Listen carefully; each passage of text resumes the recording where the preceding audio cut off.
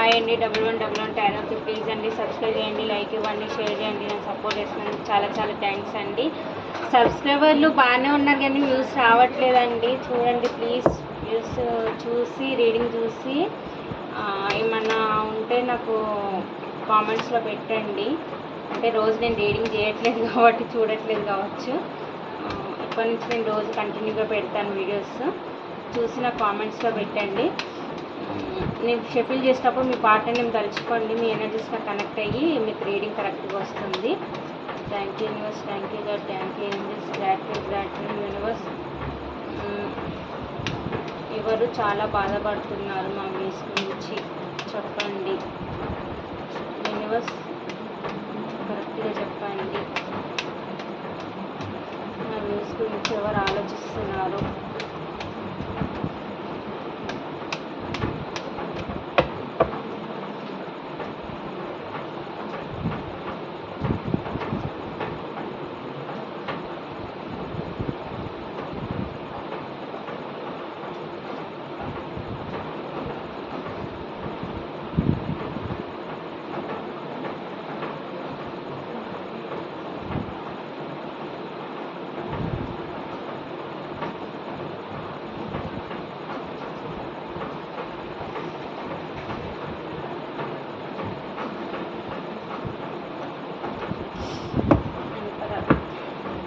పాస్ట్లో మిమ్మల్ని చీటింగ్ చేసి కార్డ్స్ కనిపిస్తున్నాయా?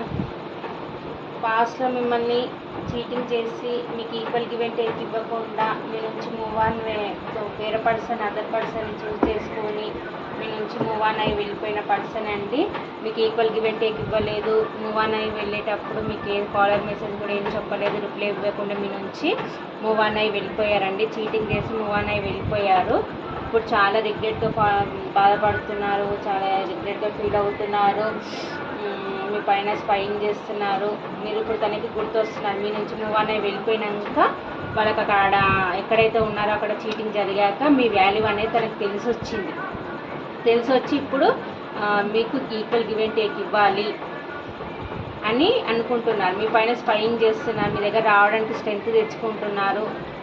మీరు అన్ని విధాలుగా సఫిషియెంట్ ఉన్న పర్సన్, ఎలాంటి పర్సన్ అయినా మీరు టేకప్ చేయగల పర్సను, మీరు అన్ని విధాలుగా సఫిషియెంట్ ఉన్న పర్సను అని అనుకుంటున్నారు. ఇప్పుడు మీ దగ్గరికి ఎలా రావాలని దారులు వెతుకుతున్నారు. దేవునికి ప్రేయర్ చేస్తున్నారు. ఎక్కడైనా దారి ఉంటే చూపించున్న పర్సన్ని నేను ఎలాగైనా కలుసుకోవాలి అని అనుకుంటున్నారు.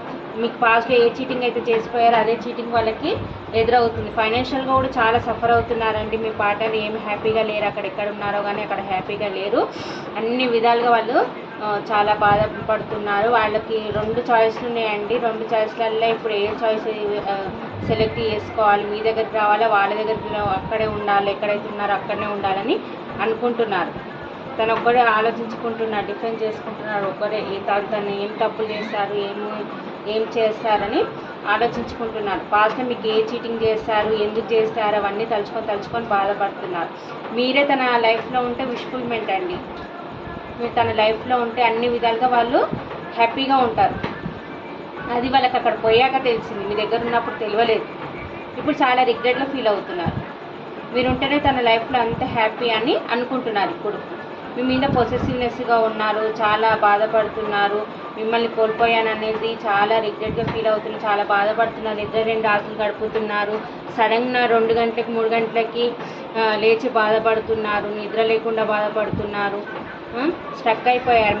మీ ఆలోచనతోనే తను స్ట్రక్ అయిపోయారు. ఎక్కడైతే ఉన్నారో అక్కడ హ్యాపీగా ఉండలేకపోతున్నారు. ఇలా బాధపడుతున్నా కానీ ఈగోయిస్ట్ పర్సన్ లాగా ఎంపరర్ లాగా అయితే ఉంటున్నారు.